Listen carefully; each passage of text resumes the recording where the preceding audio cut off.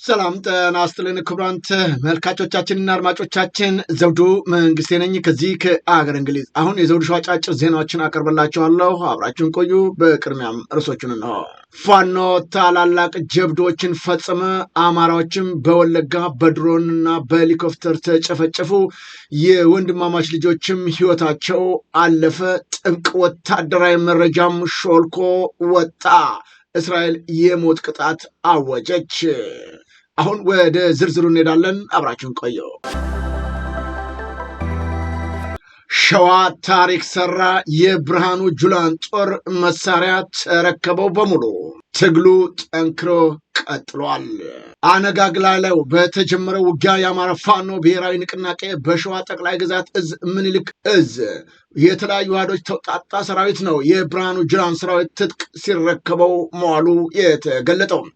ከወሎ ተራሮች በአንደኛው ጥግ በተፈጸመው በዚህኛው ጀብዱ እንደተለመደው ከመሞትና ከመበታተን የተረፉ የጠላት ሰራዊት አባላት እጃቸውን ሲሰጡ እጅግ በጣም በርካታ ክላሽንኮቭና እንደዚሁም ድሽቃዎች ጭምር መረከባቸው ነው የተገለጸው። የብርሃኑ ጁላ ወታደሮች ሲጨንቃቸው ምንም አማራጭ ሲያጡ ፋኖን እባክህ ደብቀኝ አድነኝ ማለታቸው ነው። በርካቶቹ ከጊዜ ወደ ጊዜ በሚደረገው ጦርነት ላይ በሚችሉት ቀዳዳ ሲያገኙ ፋኖን መቀላቀል ወይም እጃቸውን መስጣት እየተለመደ መሆኑ አሁን ታውቋል። ትግላችን ሰርጎ ገቦችን፣ ተዋናዮችን፣ ፈሪዎችን እና ባንዳዎችን እያራገፈ ጠላትን እያረገፈ በሐቀኞቹ የአማራ ልጆች እየተመራ ይቀጥላልን ብለዋል። ከዚህ በኋላ ብልጽግና የሚባል አይደለም፣ በአካል ድምፁን መስማት አንሻም ያለው የፋኖ ኃይል አሁን ትግሉን አጠናክሮ ወደፊት እየገሰገሰ መሆኑንም ገልጧል። በሌላም በኩል በትላንትናው ዕለት ጠላት ከፈረስ ቤት ከተማ መነሻውን በማድረግ ነው ወደ ዳማ ማርቆስ እንቅስቃሴ ቢያደርግም እሳት በሚተፉት ቴዎድሮስ እዝ 109ኛ ኮር 99ኛ ክፍለ ጦር የሻለቃ 2 አባላት ከጠዋቱ 1 ሰዓት ጀምሮ በሶስት ቦታዎች ላይ አጋሚ ዮሐንስና ቴሌ አፋፉ ውጊያ የተጀመረ ሲሆን እስከ ምሽቱ 1 ሰዓት የቆየው እልህ አስጨራሽ ትንቅንቅ አውደ ውጊያ ላይ የጠላት ኃይል ከነፍስ ወከፍ እስከ ዙ 23 የተጠቀመ ቢሆን ከሞትና ምርኮ ማዳን አልቻለም። በዚህ አውደ ውጊያም የጠላት ኃይል በክንደ ነበልባሎቹ የተማረኩ ሲሆን በርካቶቹ የጠላት ኃይል ሙትና ቁስለኛ ማድረግ መቻሉንም ነው የገለጸው። ይህ በእንዲህ እንዳለም ሻለቃ 5 ዝቋላ በተባለ ቦታ ውጊያ የተከፈተ ሲሆን በዚያ ወደ ውጊያም በርካታ የጠላት ኃይል ሙትና ቁስለኛ ማድረግ መቻሉን ከስፍራው የደረሰን መረጃ ያመለክታል። የአማራ ፋኖ ብሔራዊ ንቅናቄ ቴዎድሮስ 109ኛ ኮር 77ኛ ክፍለ ጦር ነው በአገዛዙ ዙፋን አስጠባቂ ወራሪ ኃይል ላይ ባደረገው ከባድ ትንቅንቅም ብዛት ያለው የአገዛዙ ወታደር ሙትና ቁስለኛ ማድረግ መቻሉን እየገለጹልን ሲሆን ጠላት መነሻውን ከዝንድብል በማድረግ ከቀኑ 8 ሰዓት ጀምሮ የ77ኛውን ክፍለ ጦር አናብስቶች ሻለቃ 2ና ቃኘው መሐንዲስ በጅጋ በማክሰኝት ከተማ መካከል ልዩ ቦታው ሳቅ በሳቅ በተባለ ቦታ ላይ ነው ያገዛዙን ሰራዊት በአንድነት ባደረጉት ተጋድሎ አይቀጡ ቅጣት በመቅጣት ወደ መጣበት እያሯሯጠ መመለሱን ጠቁሟል። የጠላትን እንቅስቃሴ ቀድሞ የተረዱት ነበልባሎቹ 2ኛ ሻለቃ ቃኘው መሐንዲስ እና ገዢ ቦታ በመያዝ በፈጸሙት ጥቃት ሙትና ቁስለኛ ያደረጉት ሲሆን ከየጎሬው ሲለቃቀም ያደረው ያገዛዙን ሰራዊት ሙትና ቁስለኛ በማድረግ በሲኖ ሲራክ የተረፈውን ተሸክሞ በመጫን ወደ መጣበት እንዲመለስ አርገነዋል ሲሉ የአማራ ፋኖ ቴዎድሮስ 109ኛ ኮር ህዝብ ግንኙነት መምሪያ መረጃውን ልኮልናል። ብርሃኑ ጁላ በወለጋ አማራዎች ላይ በሄሊኮፕተርና በድሮን የታገዘ ጭፍጨፋ ከፈተ። ጭፍጨፋውን የተከፈተው ከትላንትና በስቲያ ማለዳ ጀምሮ ሲሆን ተባብሶ እስከ ዛሬም መቀጠሉ ነው የታወቀው። አማራዎች የሚኖሩባቸው መንደሮች በጦር ሄሊኮፕተር ድብደባ እየፈጸመባቸው እንደሚገኝ ከስፍራው ያገኘነው መረጃ ይጠቁማል። ገዢው ብልጽግና ቡድን በሌተናል ጀነራል ዘውዱ በላይ ከሚመራው ማዕከላዊ እዝና በሜጀር ጀነራል አማረ ባህታይ ከሚመራው ምዕራብ እዝ የተውጣጣ በርካታ ክፍለ ጦር ነው ሙሉ ሰራዊትን በምስራቅ ወለጋና በሆሮ ጉድሩ ወለጋ ዞን ስር በሚገኙ አካባቢዎች ላይ አሰማርቶ ንጹሐንን እየጨፈጨፈ መሆኑን የአካባቢው ነዋሪዎች ጉዳዩን ገልጸውልናል። ጭፍጨፋው የተጀመረው በጠዋት ላይ ሲሆን በዚህም በምስራቅ ወለጋ ዞን ጊንዳ አያና ወረዳ አዴዶ ዴቾ ቀበሌ ስር በምትገኘው በታዳጊው አሊ ከተማ ነው። በአንድ ትምህርት ቤት ላይ በጣለው የድሮን ጥቃት ጉዳት መድረሱ የታወቀው በታዳጊው አሊ አንደኛ ደረጃ ትምህርት ቤት ላይ በተፈጸመው በዚህ የሰው አልባ አውሮፕላን ጥቃት የትምህርት ቤቱ ጥበቃ አባላትና በትምህርት ቤቱ አጥር ግቢ ውስጥ የከብት መኖ ሳር ሲያጭድ የነበሩ አርሶ አደሮችን ጨምሮ ከ5 በላይ ንጹሃን ህይወታቸው ማለፉን የአካባቢው ነዋሪዎች ገልጸውልናል። በተጨማሪም ምንም እንኳን የመማር ማስተማሩ ሂደት በአካባቢው የተቋረጠ ቢሆንም መማሪያ ክፍሎችና ሌሎች የትምህርት ቤቱ ንብረቶች ሙሉ በሙሉ መውደማቸውም ታውቋል። በድሮን ጥቃት በተፈጸመበት በአሊ ቀበሌ ዙሪያ 2 የጦር ሄሊኮፕተሮች የቦምብ ድብደባ ሲያካሂዱ ማረፋቸውንም ያነጋገርናቸው የአካባቢው ነዋሪዎች ይህንን በዝርዝር ገልጸውታል።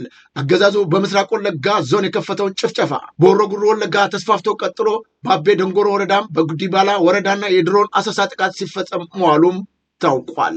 ይሁን እንጂ በአካባቢው የሚንቀሳቀሰው የአማራ ፋኖች ትግላቸውን አጠናክረው ወደፊት መቀጠላቸውንና አሁንም ቢሆን እያደረጉ ያለው ጠንካራ እርምጃ የብልጽግናን ኃይል መግቢያ መውጫ ማሳጣታቸው ነው የተገለጸው። የወገኖቻችንን ደም በቀል እርምጃ መውሰዳችን ይቀጥላል ነው ያሉት ፋኖቹ።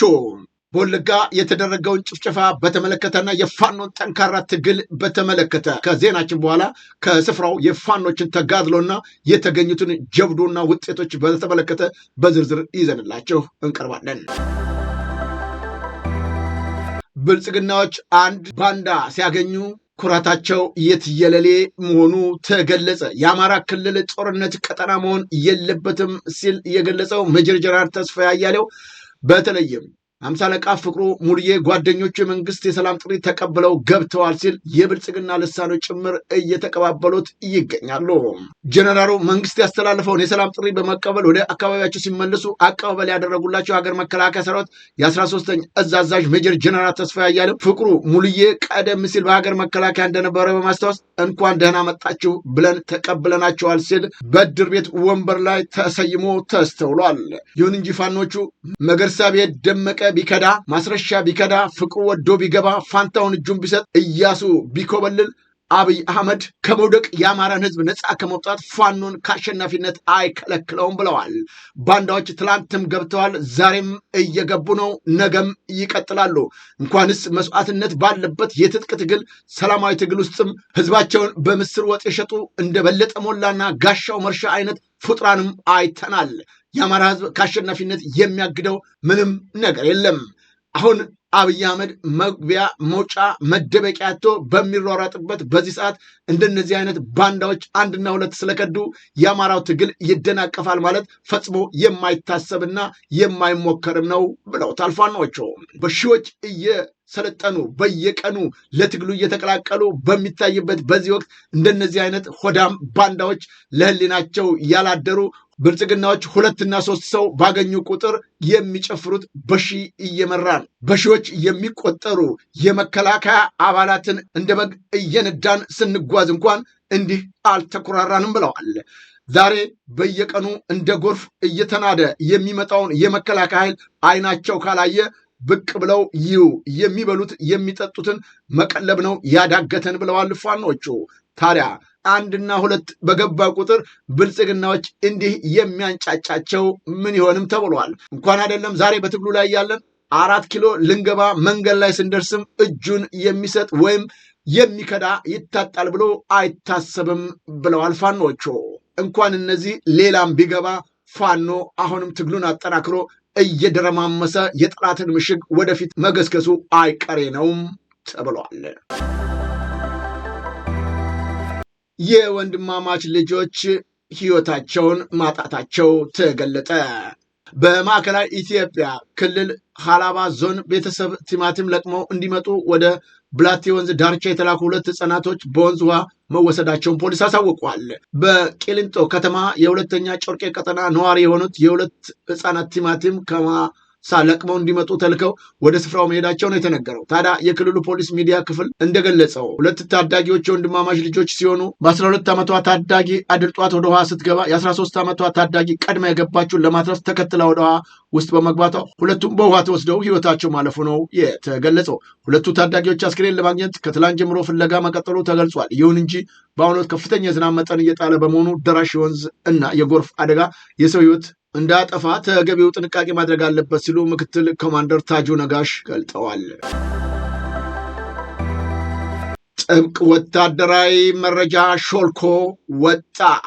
ከሳምንታት በፊት በጠቅላይ ሚኒስትር አብይ አህመድ ለጦርነት እየተዘጋጀ ነው በሚል የተከሰተው የህወሓት ኃይል ወታደራዊ ኃይሉን አወቃቀር ላይ ሽግግር ማድረጉ መረጃው ወጥቷል። ይህ የጦርነት ዝግጅት አንድ አካልም ነው ተብሏል። በትግራይ እና በፌዴራል መንግስቱ መካከል የተካረረ አለመግባባት መፈጠሩና በራሳቸው በትግል ፖለቲካዊ ወታደራዊ ቡድኖች መካከል የብረታ ክፍል መከሰቱ ተከትሎ ነው ህወሓት አዲስ ወታደራዊ አደረጃጀትና የፖለቲካ አስተዳደር መዋቅር መዝጋቱን ዋዜማ ሬዲዮ ምንጮቹን ዋቢ አድርጎ ዘግቦታል። ከተደረጉት አዳዲስ አደረጃጀቶች መካከል የትግራይ ተዋጊ ኃይሎች ቲዲኤፍ የተደራጀበትን የእዝ ሰንሰለት ይገኝበታል። ታዲያ አዲሱ መዋቅር ህወሓት በማንኛውም መንገድ በክልሉ ዕጣ ፈንታ ላይ ወሳኝ እንዲሆን የሚያስችል መሆኑም ነው የታወቀው። በሰሜኑ የኢትዮጵያ ክፍል የሰነበተው የጦርነት ስጋት አሁን የጦርነቱ ዳመናን ተከትሎ በርካታ መዋቅራዊ ለውጦች እያደረገ እንደሆነም የሚነገርለት የትግራይ ተዋጊ ኃይሎች ወይም ቲዲኤፍ በተለይም ካለፉት 6 ወራት ወዲህ የታችኛው እርከን ያማከለ መዋቅራዊ ለውጥ የከፍተኛ ወታደራዊ አመራሮችና ሽግሽግና የሰራዊቱ ድል ስራዎችን ሲያካሄድም ቆይቷል።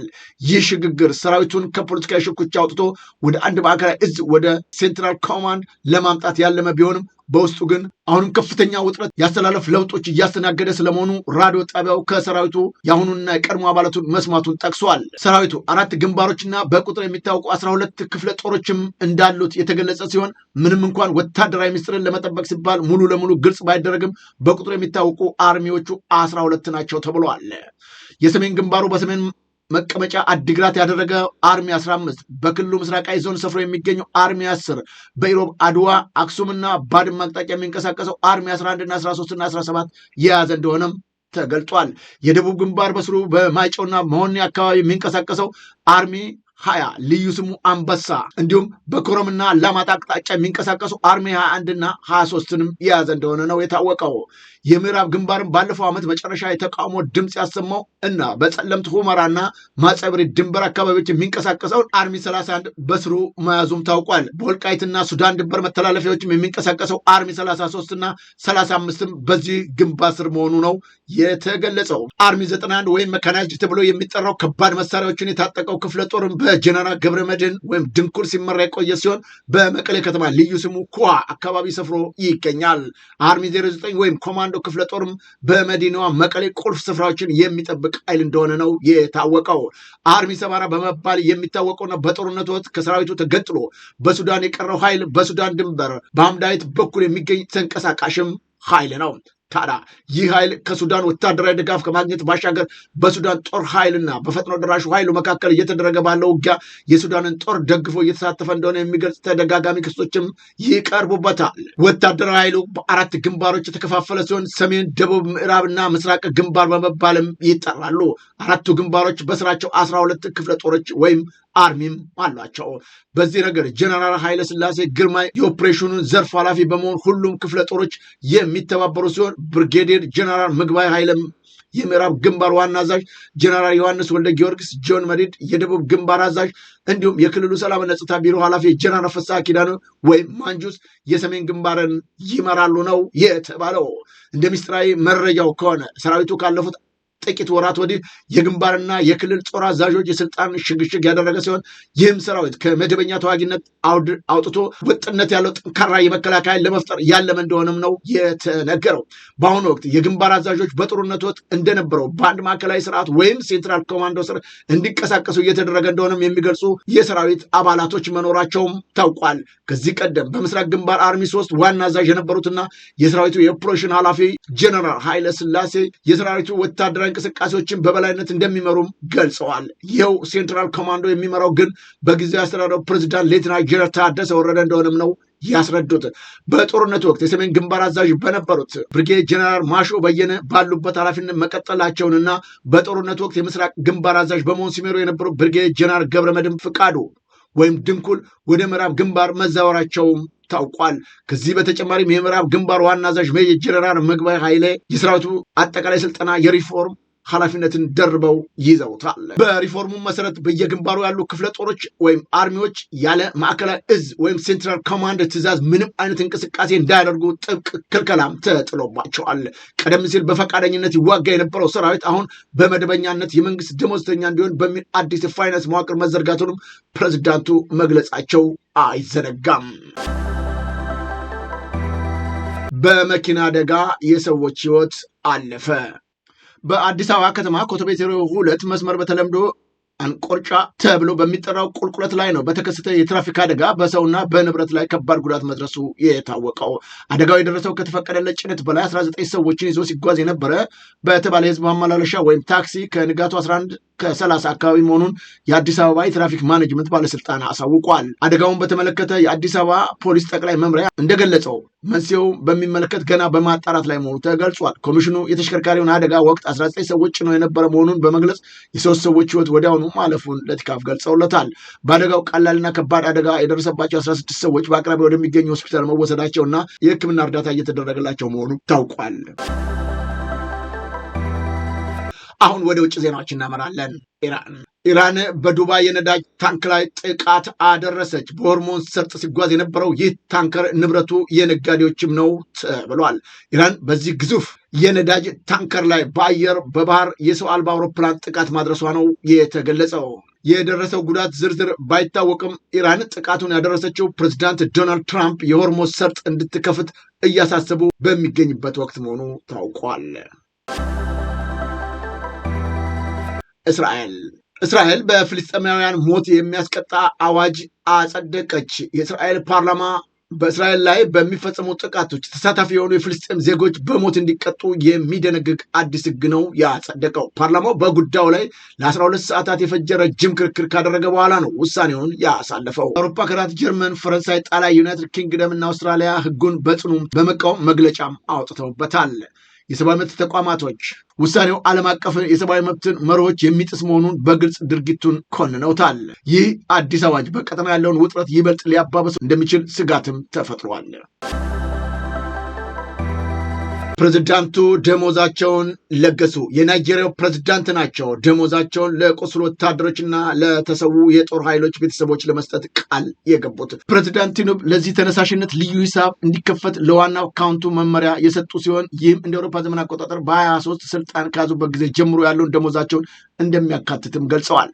ፈንዱ ካሉት የበጎ አድራጎት ፕሮግራሞች በተለየ መልኩ በግዳጅ ላይ ያሉ የአካል ክፍሎች ማጣትን ጨምሮ ከባድ ጉዳት ለደረሰባቸው ወታደሮች የተለየ ድጋፍም ይደረጋል ነው የተባለው። የጦር ሰራዊቱ አባላት መርዳት የቸርነት ተግባር ሳይሆን ግዴታ ነው በማለት አጽንኦት የሰጡት ቲኑቡ የክልል ገዢዎችም ብሔራዊ ምክር ቤቱም የግል ዘርፉ እና የቅርብ አጋሮቻቸው አስተዋጽኦ እንዲያደርጉም ጥሪ አቅርበዋል። ክቡራን ተመልካቾቻችንና አድማጮቻችን ለአሁኑ ያቀረብኩላቸው የዘውዱ ሾው አጫጭር ዜናዎች እነዚህን ይመስሉ ነበረ። በቀጣይ ዝግጅታችን እስከምንገናኝ የዘውዱ ሾው ሚዲያን ሼር፣ ላይክ እና ሰብስክራይብ በማድረግ ወዳጅ ቤተሰቦቻችን እንድትሆኑ ከወዲሁ በማክበር እንጋበዛለን። ከዜናዎቹ ጋር አብሬያቸው የነበርኩትን የዘውዱ መንግስት የነበርኩኝ። ጤና ይስጥልኝ።